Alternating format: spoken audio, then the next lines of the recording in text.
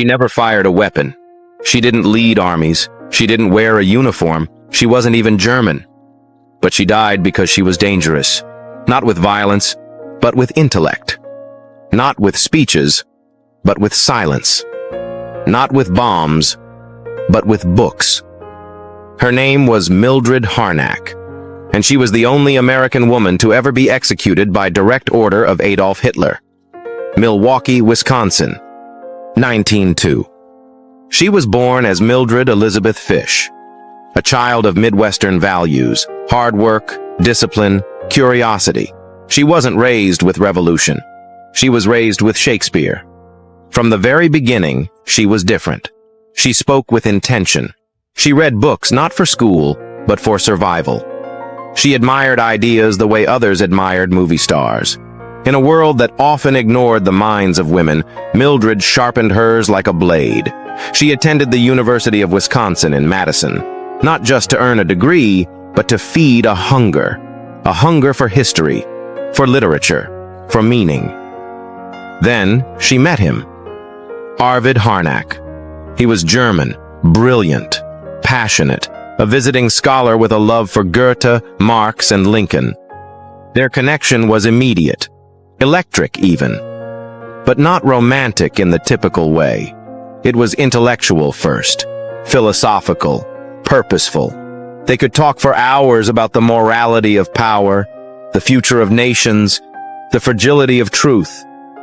They married in 1926, not for comfort, but for cause, because they believed in the same thing, that knowledge could save a nation, that freedom began with the mind, that if you could educate a person, you could liberate them. In 1929, they left America. To some, it was madness. Germany was unstable, the economy was failing, and dark winds were already blowing. But for Mildred, it was a mission. She wasn't going to Germany for adventure. She was going because she believed that history was shifting, and she wanted to be there when it did. She was 27 years old and stepping into the heart of Europe. Berlin, a city of art and anxiety, of coffee houses and concentration camps. She began teaching American literature and language. At first it was just that, teaching. But teaching turned into watching. Watching turned into worrying. Worrying turned into whispering. She saw the signs long before others did. The book burnings, the nationalist chants, the disappearances, and something inside her, the same thing that had driven her to read, to question, to challenge, refused to go quiet. She would not run. She would not bow. Because Mildred Fish Harnack understood something most people refused to admit. That tyranny doesn't begin with war. It begins with silence. And she was about to become the loudest silent threat in all of Nazi Germany. Berlin was a city with two faces.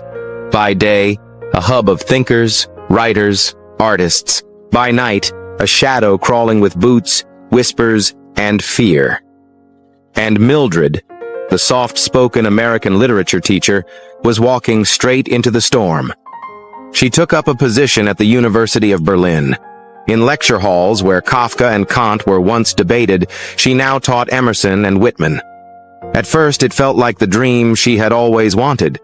But dreams don't last in a place where nightmares are organizing parades. The Reich was growing. First, it was rumors. Then it was rallies. Then it was laws. The classroom began to empty. Her Jewish students disappeared one by one. Some expelled, some arrested, some simply vanished. No explanations, no accountability, only silence. And that silence screamed louder than any marching boots. Mildred, who had once believed education was the answer to everything, began to realize a horrifying truth. Education alone wouldn't save them. Not anymore. She watched as her neighbors hung swastikas in their windows. She overheard whispers of dissent turning into reports to the Gestapo. She saw friends become strangers overnight. And yet, she stayed. She didn't have to. She could have left. She was still an American citizen. She had family in the States. She had options. But she chose to remain. because she believed that when things get dark, you don't abandon the flame, you protect it. So Mildred and Arvid started something small, private gatherings, literary circles that discussed banned ideas, translated articles, foreign radio broadcasts, data about Nazi economics and military movements. It wasn't formal, it wasn't named, but it was resistance, and it was growing. She helped print anti-Nazi leaflets. She passed messages between foreign contacts. She edited speeches that couldn't be spoken aloud. She read poetry by candlelight while the world outside her window burned. Her apartment became a meeting place, books stacked to the ceiling, maps, radios, typewriters, knowledge in its purest, most dangerous form. Because Mildred didn't believe in shouting. She believed in sharpening the truth until it cut deep enough to matter. But truth is a dangerous thing in a regime built on lies. The Harnacks began drawing attention. Not loud attention, but the kind that echoes quietly through phone taps and opened letters. The Gestapo had started to listen, to notice, to circle. But Mildred remained steady. She kept teaching. She kept writing. She kept resisting, even as the noose began to tighten. This wasn't just an American woman teaching English abroad anymore. This was a mind, brilliant, determined, dangerous, operating in the belly of the beast. She knew the risk. She accepted the cost, because she believed that truth must be told, even if it kills you. By 1937, Germany had become something unrecognizable. Books didn't just vanish from shelves. They burned. In public squares, cheered by crowds. Neighbors vanished, not in the night, in broad daylight. No one asked questions. Everyone watched. Mildred no longer believed she was just observing history. She was inside it. And so was Arvid. They began something bigger, something that needed a name, even if they never said it aloud. The world would later call it the Red Orchestra, a loose network of anti-Nazi activists, intellectuals, military officers, and foreign contacts. To the Nazis, it was treason. To the Allies, it was information. To Mildred, it was survival of the soul. She translated foreign reports, edited underground newspapers, passed intelligence to Soviet contacts. Not because she was a Soviet spy, but because she believed the Soviets might actually stop Hitler, if only they knew what he was planning. It wasn't about ideology, it was about leverage. She didn't love Stalin, she hated fascism. In hidden apartments and smoky cafes they gathered. Historians, economists, artists, linguists, women with babies on their hips, men who spoke in code. They shared ration cards, stolen memos. They copied Nazi troop movements by hand. They printed leaflets on stolen paper. They whispered into shortwave radios like priests in confession. Mildred, with her American passport, had a strange kind of invisibility. To some, she was just a foreigner, an academic, a quiet woman with books in her bag and no gun on her hip. But that's what made her so effective. She walked into offices no German dared enter. She spoke to diplomats without raising eyebrows. She translated and transported secrets, hidden inside innocent papers, journals, even poetry books. One report, handwritten in perfect cursive, described troop activity near the Eastern Front. It was slipped between the pages of Emily Dickinson. The risk was colossal. She wasn't just helping Arvid anymore. She was leading meetings, recruiting sympathizers, pushing deeper. And she knew, if caught, she wouldn't just be deported. She would disappear. But she pressed on, because the alternative, doing nothing, felt worse. Every day, the walls closed in. The Gestapo had files, names, numbers, suspicions, but nothing concrete, nothing provable, not yet. Still, there were signs. Unfamiliar footsteps near the door. A neighbor staring too long from across the hall. A letter returned unopened with a tear down the center, meaning it had been read. Still, they didn't stop. Because for Mildred, this was no longer a matter of bravery. It was a matter of responsibility. She had once believed in words alone. Now she believed in action born from words. In a world where silence meant complicity, her voice, even in whispers, had become a weapon. By 1941, the Gestapo had enough fragments to start drawing a map. They didn't yet know how wide the web stretched, but they knew it existed, and they knew it was growing. They started calling it the Red Orchestra, a sarcastic name. To them, these were not freedom fighters. They were musicians playing treasonous tunes. And Mildred Harnack, they considered her a composer. Still, she continued. She met with contacts from the Soviet embassy, not to pass secrets, but to warn them, to beg them to intervene, to see what Hitler was preparing for the East. She knew the Nazi economy couldn't sustain a long war. She shared coded insights from Arvid's office. She helped draft reports that outlined Germany's weaknesses, food shortages, fuel estimates, troop morale. This wasn't espionage for glory, it was desperation. A woman trying to stop a machine before it crushed everything. But the machine had eyes. Someone talked. Someone was followed. A meeting was overheard. No one knew exactly where the leak was, but it was enough. On September 7, 1942, the Gestapo made their move. More than 120 people across Berlin were arrested in a single coordinated sweep. Arvid was taken first, then Mildred. She didn't resist. She didn't cry. But she knew this wasn't an interrogation. It was the beginning of the end. At the Gestapo headquarters, she was isolated. No lawyer, no trial, just questions, endless questions. Who did you meet? What did you pass on? Why would an American betray her country for the Soviets? But that was the thing. She hadn't betrayed her country. She had tried to honor it, in the only way she knew how. By standing up to fascism, by refusing to look away. They kept her in solitary confinement, sleep-deprived, malnourished, interrogated for hours on end. But Mildred never broke.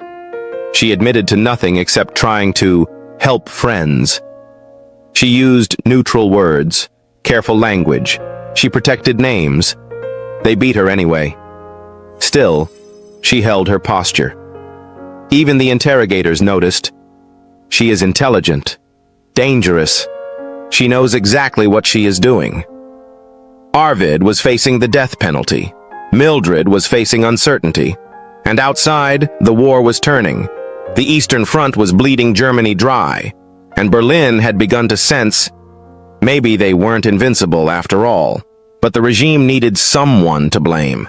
Someone visible, someone symbolic, someone they could execute not just to punish, but to intimidate. And who better than a foreign woman?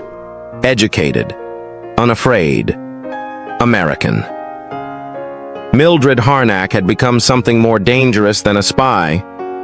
She had become a symbol, and the Nazi regime didn't tolerate symbols, especially ones that refused to disappear quietly. Plötzensee prison, a place built to hold criminals. But by 1942, it held thinkers, artists, professors, students. It held the people Hitler feared most, those who could imagine something different. Mildred was brought in under high surveillance, no family visits, no communication with the outside world. Only concrete, steel, silence. For weeks, she remained in the dark. No charges, no lawyer, no explanation. Until one day, she was called to court. But this wasn't a courtroom. It was a performance. The People's Court of Nazi Germany wasn't built for truth. It was built for punishment. Presided over by Judge Roland Freisler, a man known for screaming at defendants, slamming fists, and delivering death sentences like applause. Mildred was accused of treason, aiding the enemy, and subversive education. The evidence? Letters, translation work, conversations recounted by informants, nothing that would stand in a real court. But this wasn't a real court. And yet, the sentence was not what anyone expected. 6 years in a labor camp. That was it. Harsh, but survivable. Mildred's friends were stunned. So was the prosecution. It seemed that her poise, her foreign status, perhaps even her calm resistance had bought her time. She would live. For now. But in the corridors of power, someone else had heard the verdict. And he wasn't pleased. Adolf Hitler himself, upon learning that an American woman had escaped with only imprisonment, exploded with rage. He didn't see a scholar. He saw a threat. He saw propaganda. He saw the potential for shame. A woman, a foreigner, a professor, making fools of his judges. No, she would not survive. Hitler ordered the sentence overturned. No appeal, no review. A retrial was scheduled immediately. New charges were added. The courtroom reconvened, this time with only one outcome permitted. On February 15, 1943, the new sentence was handed down. Death, by guillotine. Execution to be carried out at dawn. No goodbyes, no delay. Only a single night between the verdict and the end. She had less than 12 hours. They gave her no warning, no lawyer, no priest, no chance to say goodbye, only time and a cell. That night, she was allowed to write one final letter. It was addressed to her mother, Clara Fish. She wrote with a pencil on a torn piece of paper. Her handwriting was still elegant. Her tone? Calm. Don't grieve, Mother. I am at peace. I face my death with a clear conscience. There was no fear in her words, only clarity, only grace.